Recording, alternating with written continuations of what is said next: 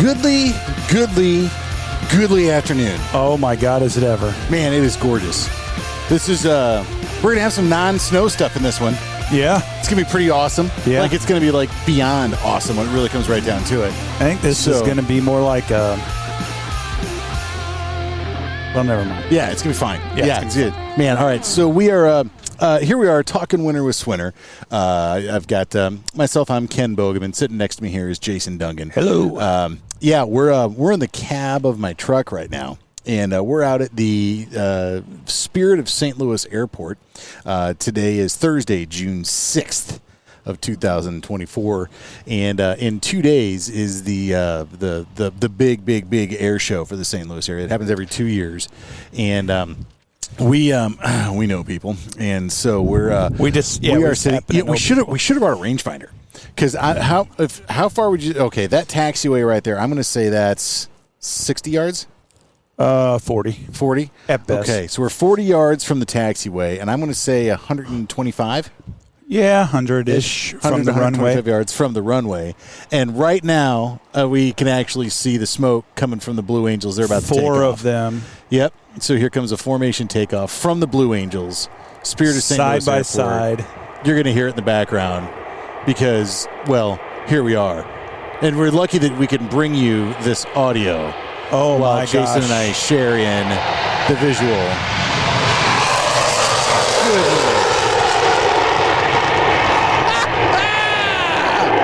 Yeah! Man. Wow. Okay, so, all right. I'm not going to lie to you. We need to figure out how to put a plow on those things. You know what I'm saying? Up they go, diamond formation. Wow, man!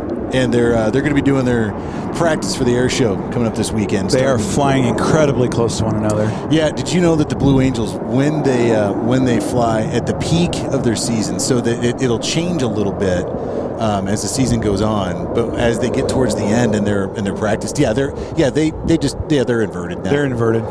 Yeah, in formation still. Yeah, right now they're about 18 inches apart. By the end of the summer, they'll fly 12 inches apart. Wow. Yeah. If you haven't seen the Blue Angels, the documentary on the Blue Angels, it's amazing. It's absolutely amazing. And man, that was a nice little split S they just did up there. And okay. So all right. So the topic of today, actually, that's going to be interrupted by the most awesome jet performance team maybe on planet Earth. Absolutely. But nonetheless, we're going to be talking about risk management. And good God, I don't know. You know what, dude? I have no idea how this is going to go. But this like listening back to this later might be good. It might not be. I don't know. Yeah, they're just it's badass. Anyway, all right. So what? All right. You know what is we got to give some snow content. Yeah. With brief interruptions of unabashed testosterone.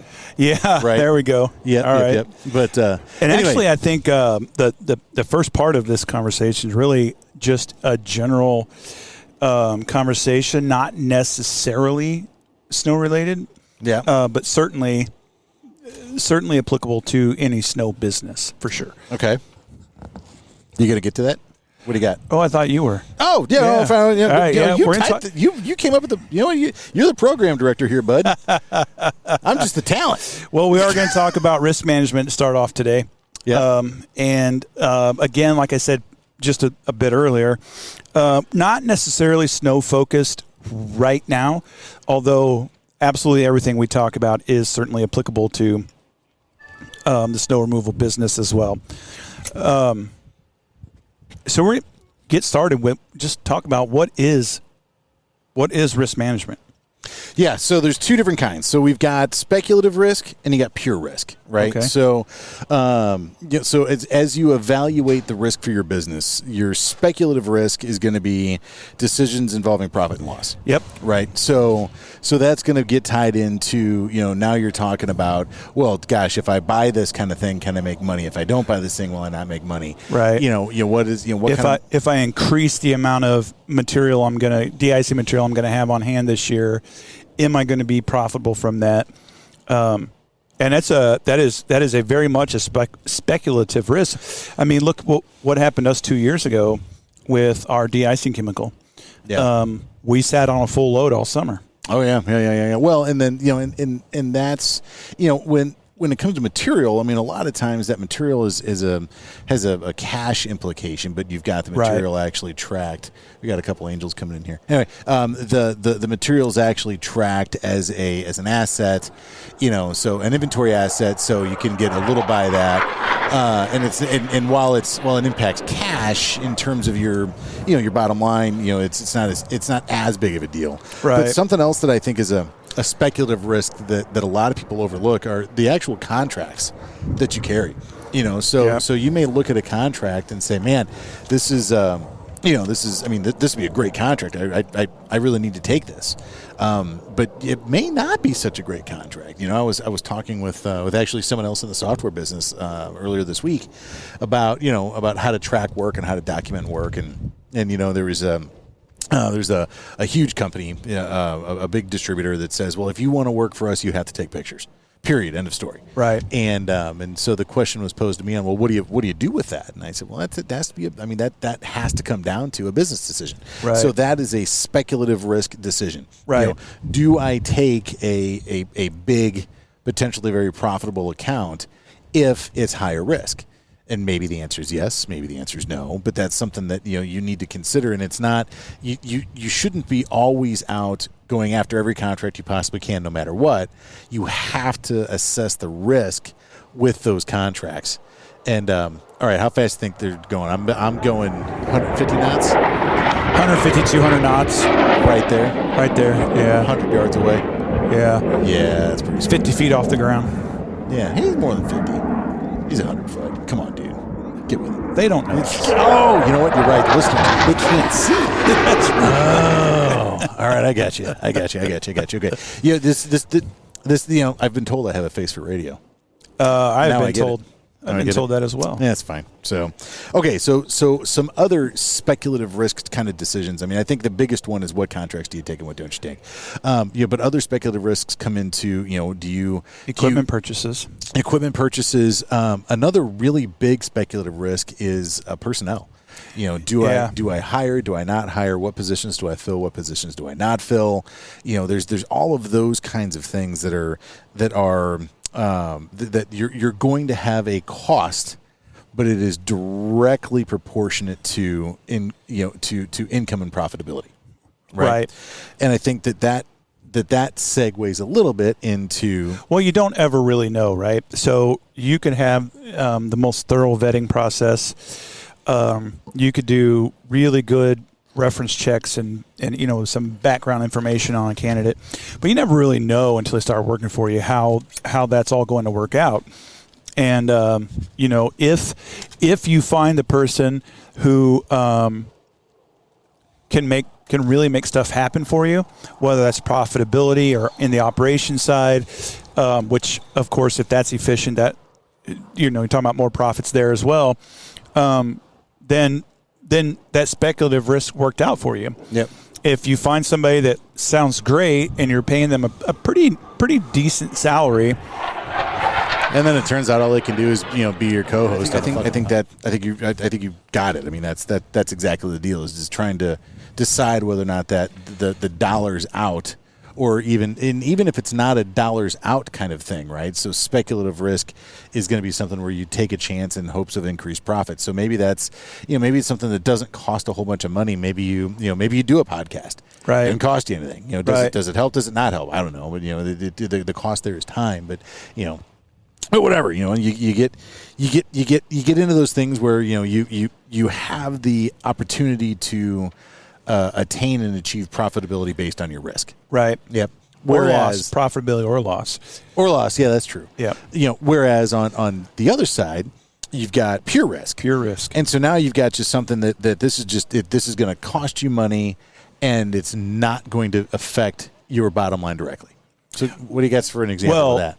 Well, so I think it does affect the bottom line. It is that if that threat actually happens, you have zero chance for profit, right? So what is that? What is it? So mean? A pure Give risk. An example. A dump truck rolling over. Okay. That is an example of a pure risk. A pure risk on a dump truck. and we'll get to the insurance part of this in a little bit, but the pure risk on a dump truck is simply that. Of course, there's speculative risk when you purchase it to begin with, but once you have it, once it's a possession, it becomes a pure risk in that if somebody goes out and rolls that truck over, there's no chance for profit on that truck, and it's only going to result in a loss. Okay, so what you're saying is a pure risk is going to be more in incidental occurrences as opposed to investments? I'm not following you. Yeah, so I think any investment would be a speculative risk because, Okay, that's right over the truck. Two of them. Sorry. But when we talk pure risk, we're talking about a threat of loss with no chance for profit. So again, I'll go back to the example of the. Well, I tell you what, we'll use a spreader truck, or a combo truck. Same thing. That truck is a valuable money making tool, but if it gets wrecked, that you now have that loss with no chance of profit from said loss. Okay, so I guess what the heck? Where did they? Wow. Okay, I don't even know where he came from. Anyway, whatever. So okay. I think that there's I'm going to disagree with you just a little bit on that. Okay. Because I think that there's the pure risk, which is the threat of loss with no chance of profit. The dump truck that rolls over, until it rolls over, it's making profit. Sure. The spreader truck that breaks down or gets into a wreck, it's making profit. So you've got profitability there. Pure risk, to me, in terms of how folks should and could spend their invest their capital. When you look at a pure risk type investment, I think that's going to be more in the lines of something take our Moffett truck, for example. Sure. Right? We could make our deliveries with a gooseneck trailer. Mm-hmm. Right? We could do. There's a lot of things that we were able to do, that before we bought the Moffett, that it was fine. But then we buy that Moffett truck, right? And now that's something that while it made us do the job better, it didn't necessarily change the profitability on the bag product that we sold. Sure. It just made it so we could deliver it faster. Yeah. Right. It made it so we could handle it better. It's something where that was an investment, a risk that we had to take to buy that didn't necessarily directly affect profitability. Now, because we already had delivery costs. We could just do more of them. Now, right? Or something else that like when I'm reading the layout here on what pure risk would be, when we get into something along the lines of slip and falls. Yeah, that's slip and falls is going to be my next example, but okay. Oh, well, maybe I just. No. Go ahead. I just read it. Yeah, something like that. I mean, that's something that you have as a business owner or the employee of a business, because it affects everybody. Sure. You're in a situation where you have the risk of having to deal with litigation or liability or claims or things of that nature that come to you that you have absolutely no way of protecting yourself against. Yep. And so things that might tie into the dump truck rolling over. The dump truck rolling over is probably because your driver screwed up. Right. But if your dump truck's sitting there and it gets smoked by a bus, okay, well now, bam, now that's something that how are you supposed to prepare for that? Sure. Right. So you have to do the best you can to reduce your wow. Oh, there goes boss. The call sign for Blue Angel 1 is boss. Is it? Yep. Yeah, it's pretty cool. Anyway, whatever. So, man, I just got totally distracted. Okay, so we should move on to talk about how to manage risk. Yeah, at this point, manage your risk, right? Yeah. Reduce that risk. Yep. And I think one of the ways, and when we talk about, particularly we talk about speculative risk, and I'll go back and I'll use the purchasing new equipment. Is of course a speculative risk. Who can operate that equipment? What qualifications do they have to have? And so, you need to and you want to look at like policies, procedures, and training, and those three things. And we're talking about right now just reducing risk, right? So risk management covers avoidance. reduction, and there's an insurance component too. But we're going to talk about risk reduction here at first, and policies, procedures, and training are the way to go. So if you don't have written policies at your company, if you just say, hey, this is the way, this is the way we do it, don't deviate from this, you're kind of setting yourself up a little bit. Well, and that's something that we're seeing more and more and more in the industry, is that there is a demand by insurance carriers, and even now we're starting to see it by some of the larger higher service customers are wanting to not just know that you know how to do the job, but they're wanting to make sure that you have written policies in place. And what's really bizarre about that is it's not just having the written policy. You have to be able to prove enforcement. So let me give you an example. At least here in Missouri, we have a policy that for our company that requires all of our drivers to follow all of the laws. Right. One Missouri state law says that you must wear a seatbelt, and so we had an incident where a driver was in an accident, was injured, not wearing a seatbelt, and had he have been wearing his seatbelt, would have been no trouble at all. However, because he was not wearing a seatbelt, he managed to find himself on the passenger side of the truck, got pretty hurt, and what wound up coming back to us was, okay, well, yes, you have that policy. However, can you prove enforcement? And I had to ask the question. I'm like, well, what? I didn't even understand it at first. I'm like, well, what do you mean? Can I prove enforcement? I mean, we have a policy. He's in violation of the policy. Yeah. And what it came down to was no.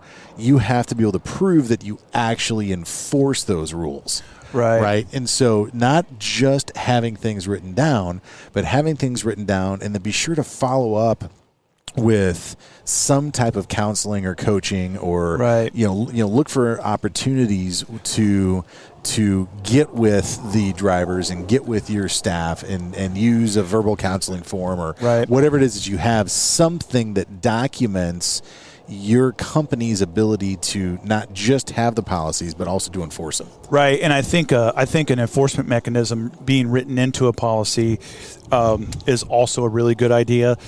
For instance, our policy said you must follow all state laws, and wearing a seatbelt is a state law, but the specific policy didn't say you have to wear your damn seatbelt. So we have since changed that. Lucky us. Yeah, and but within that written policy also are enforcement mechanisms. We catch you without your seatbelt on. The first time it happens, this is what happens. The second time it happens, this is the next level of corrective action beyond that. That one was close. Yeah. And then if it happens again, it's probably termination. I'm not exactly sure what it says. I don't have it in front of me. But I know that there are progressive levels of corrective action. No. We go straight to beheading. Oh, is that right? Okay. Yep. Yeah, you lose fingers. I'm thinking of the wrong policy then. But yeah, no, it's fine. Anyway. Yeah. So policies are written to really specifically talk about who can do something. Not necessarily how it's done. That's a procedure. Not necessarily how to do it. That's where training comes in. But it's more along the lines of who can do this. Who can, how does, what to expect. Yes. All of those kind of things. So that's those are in your procedures and your training are guided by policy.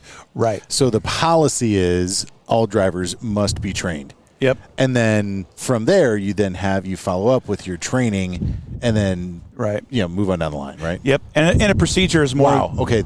Look to your right. Oh wow. Straight up drifting. Man, that's awesome. Do you know how many G's they pull when they're in a up to 9, right? Yeah. The standard is 7 to 7.5. Yeah. It's pretty amazing. I hope that the audio comes through. I do too. I mean, that'll be kind of neat. It'd be kind of neat, yeah. Anyway, whatever. Yeah. So, and then from the policy, we'll move on to procedures if you're ready. Yeah. And a procedure is more of a is like the steps that we follow in order to accomplish what's written in the policy. So in other words, step one might be fuel the truck. Right. With the appropriate fuel. With the appropriate fuel, right? Yeah. DEF does not go in the fuel tank. Yeah. Yep. And then that goes into your pre-flight stuff. Pre-trip stuff. All of these sort of steps that we follow, that's really where procedure comes in. So I don't know if you have a better example of that than what I just gave, but no, man, I think you're good. I think that the procedures in your company are important to have, and I think that one of the things that is just as important as having the right procedures is not having too many procedures. Yeah, and that's a balancing act. I know we've gone back and forth where we've had way more procedures than we needed, and we've also been in scenarios where we didn't have anywhere near enough. And so I think we've also been in scenarios where we didn't have near enough, and when we developed them just to the right point, then